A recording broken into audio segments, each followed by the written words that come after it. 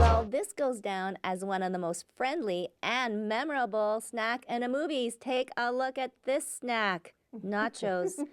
Pam, I don't know. It's a close second with the pie that Brad made for me. But anyways, I'd like to introduce Pam Steciuk and her dad, George Steciuk, who happens to be a pretty big star. So let's get right down to it, Pam. We're talking about a certain documentary that is your first one you've ever made, Yes. Together as One. So tell us the storyline about this one. Well, it's a story about the early years of my dad's life when they were taken from Poland at a young age and in the early, I guess, 40s. And my grandpa was taken to fight with the army. They were taken to a work camp in Russia initially, and then he went to fight with the British Army. And then my dad and my grandma were able to get out, and they were taken to a refugee camp in Africa. Wow. And yeah, and after the war, they met my grandfather in England, and then they got sponsored to come to Canada. And it was just a very interesting story once he started telling me about it. And I just wanted to do something more for my family to have a part of the history of where we came from. Wow. So, George, hearing all of this, a fascinating history, and I'm sure it's probably a story that you really don't share a lot, but I can't imagine what you've gone through. Well, it's been an interesting life. It started way back when I was only 3.5 years old, born in Poland, and we were, during the war, I guess, taken away by the Russians and given basically about 20 minutes to pack our belongings and, thrown in boxcars. And anyway, we went for a 3-week journey to Siberia. So, and that's kind of where it all started. We spent 2 years in Siberia, and like Pam mentioned, the Polish general made a pact with the British and actually with the Russians also to fight the German army. And so all the able men were able to go and fight in the war to Monte Cassino in Italy. And those that were not able to do anything were the men, the women, and the children. We were all finally released and in caravans all the way through the Asian part, Iraq, Tehran, all that whole area, and finally ended up in Africa. And we stayed in 2 different parts of Africa, and it was. Do you have memories of Africa? I have memories of Africa because I was older, and at that stage, it was fun because it was hot. We're on the equator, on the first part of Africa, and being young, what do? You run around, you climb trees like a monkey, and go into the jungle because we were like 50 yards away from the jungle in our encampment. So at that time, it was fun being young, no responsibility, just go and play. Oh, I mean, now I had mentioned that this is your first documentary, so there's an interesting side story in how the movie was first started on. Yes. Well, I had gone to see a business contact of mine at this video production company here in the city, and we started talking and ended up that the last question he asked was, is there anything else you want to do or thinking of doing? And it slowly came out that I wanted to write a book initially. But from there, after he heard the story, he's like, no, you need to do more. And initially the word film was tossed out, and I kind of freaked a little bit because I'm like, oh my goodness, I don't know about that. But then we decided on this a 30-minute documentary to start, as to get our feet wet, my feet wet, in doing something like this. And a month after I had met him, I was going to be going back to Africa, to Kenya, and which is close to where my dad's last camp was. And so we were talking, and he's like, well, can we come with you? So it's a month of like mad rush of getting everything organized, but we got him and camera crew to come with me to Africa, and we did a lot of videotaping. We found the camp, went over to Tanzania one day, and actually I was able to stand where the Tengeru camp is. They have it preserved as a cemetery, so I was able to stand there. And, you know, along the way, I was going to Amsterdam to meet a friend for a week, but we kind of changed some of those plans and went to spend a few days in the Ukraine, what is now the Ukraine, what used to be Poland, to get some shots there, and then came home and went to Halifax. And all the while, my mom and dad had no idea what I was doing. All right, so the plot thickens. So before we go to a trailer of the movie, nachos is like, this is your specialty? Yeah, oh, I love to watch a movie and have nachos. And I suppose you've had them a lot too, George? I had a few, yes. Okay. All right, well, the wine is there. Maybe not for decoration, because it's a snack in the movie. It is snack. Yeah. We have to have some. Just a little sip. All right, so we are going to show you an excerpt from Together as One. It's George's story.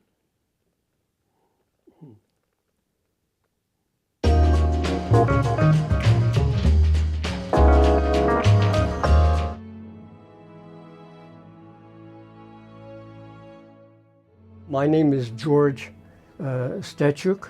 You could pronounce it Steciuk. And I was born in Poland in 1937.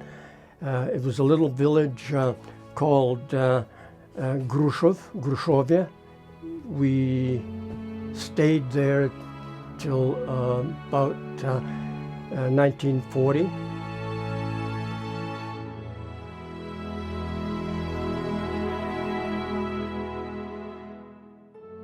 I was about 3.5 when we were taken away. They took us, all the people in the areas, packed us into boxcars. All I remember is I was virtually alone, and off we went to Siberia, to Russia. And that was in 1940. In Masindi, they were straw huts that were long, and there were a number of families there were no walls. There were just curtains dividing families in this hut. The round houses that we had in Tengeru, they were made out of clay brick with a straw roof. One of the things I'd really, really wanted to do on this trip to tie things together too was to be able to get inside one of those round style huts, because he had talked about it and described it to me. And I know as we were walking up to the hut, I can totally remember that. Like, I started to feel like I was hyperventilating. I don't know why this is suddenly so hard. Called Kalenchin. These are the guys who has experience of making this kind of a style of a house with a sharp pointed roof. And then just walking through that door was like I was taking a step back in time.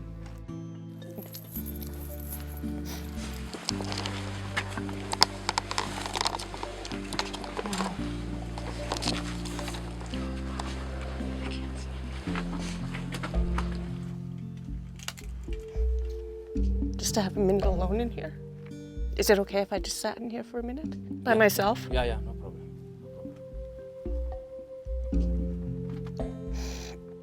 The picture that was there could easily have been my grandma and my dad. And it was like I was looking down on them all those years ago. It's hard to actually stand in something that my dad lived in as a child. Do you know how small it was? How hard it would be to sleep on the ground?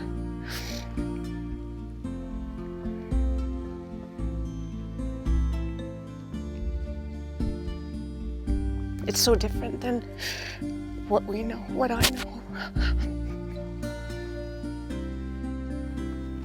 Those huts are still like my dad described it from 60, 70 years ago when he was there. A door, a window, mud, ground. To me, I just totally, at one point, put my grandma's and my dad's faces on that woman and that child. And it was like I was there with them. And at that point I was like, holy crow, they literally came from nothing. And how lucky we are to have that, because things could have been a lot different. Welcome back. That was just an excerpt from Together as One. And while George is enjoying the nachos, okay, Pam, I'm a bit astounded, a little confused. Your dad is being interviewed. You're traipsing off around the world getting clips of his history. And he knew nothing about it. No, he knew nothing about it. I wanted it to be a surprise for him. First off, if he knew what I was doing, my mom and him would be worrying the entire time I was gone. They knew I was going back to Africa, to Kenya on a trip, but they didn't know the intricacies of what I was doing once this plan was set in motion. I falsified my itinerary for them because I always like to have one when I travel. And one of the bonuses is that when I do travel over to Africa, I'm sort of off the grid. They don't expect to hear from me, so I don't post on Facebook. I don't call unless there's an emergency or something, which is rare. So they know not to hear from me. So then, like I said, we changed my plans in Amsterdam and went videoing and everything. And to get my dad on tape was another little white lie that I just started piling on all the the stuff that was already happening. And I told a story that a friend of mine, her brother was taking a videography, cinematography course at a local college, and one of the projects that they were doing were to create a video of an interest story, local interest story. And the gentleman he was supposed to have been interviewing fell ill. And it's like, now last minute, can my dad, because this girl, was aware of his story. So I'm on the phone with him again, like, crossing my fingers and biting my tongue so that, it doesn't come out as like he knows I'm, telling a tall tale. But finally he agreed after a little bit of coaxing. And so they came to my mom and dad's house and set up everything on the auspice of a school project. Right. And asked all the questions, got him on tape, had my aunt there, and it was just, it kind of all just fell into place. And all the while I'm just like, I hope nobody, one of the guys doesn't, Spill it. Yeah. And after it was done, then, I kind of made up a story again that the college was throwing a party to thank all the families who had taken part in this project, and everybody was just to come down, and they were going to be showing these 10, 15-minute videos that all the people in the class had done. So they came to this party thinking that it was just going to be Red River people, or I said the college, sorry, but when in fact it was family and friends, and just a little, big party for them, and he was totally surprised and showed it to them. Yeah. Yes, and I heard that you arrived in a limo, and there was almost like a red carpet feeling. You didn't know what was happening? Totally. Again, Pam had us fooled completely. She called me and said, by the way, I've got a limo to pick you up for this event. And I'm telling Gertrude, do we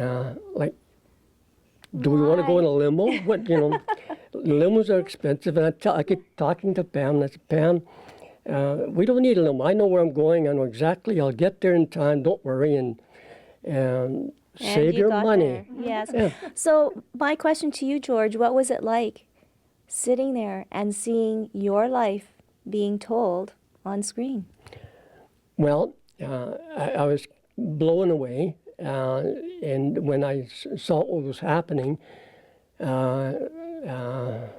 tears streamed down, and I was just totally choking up because all these people, and with me realizing that what was happening, and initially, as Pam mentioned, it was going to be just a little blurb of all the different people In your life. telling their stories, and here we are, and I was in shock and totally blown away, and I just, it took me a while to kind of get over it. So. Oh, no doubt.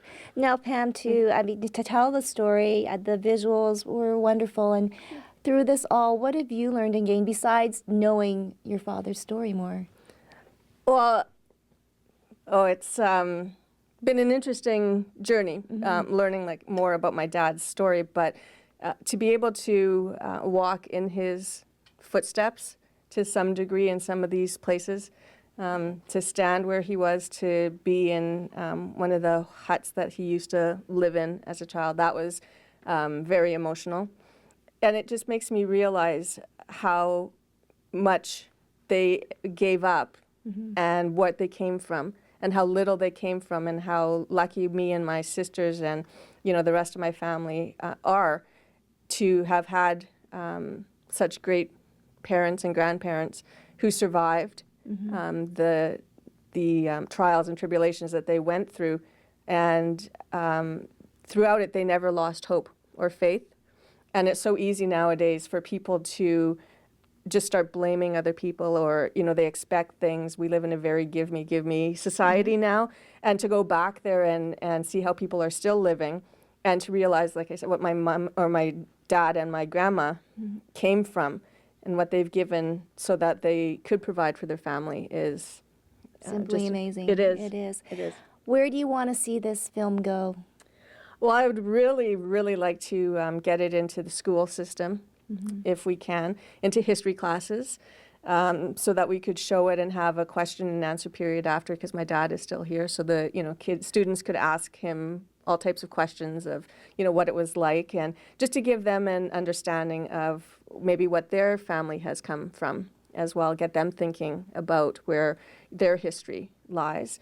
That would be awesome for me. That's one of the big things I would like. And into organizations, churches, maybe, whoever, veterans societies. That would be wonderful, too, to share this because, these are the stories that will be lost if they're not told now. And so thank you so much for your story and sharing it. And I know that some way, shape, or form, you will see the entire Together as One. Thank you, George. Thank you so much, Pam. It's been wonderful. And, that wraps up another Snack in the Movie.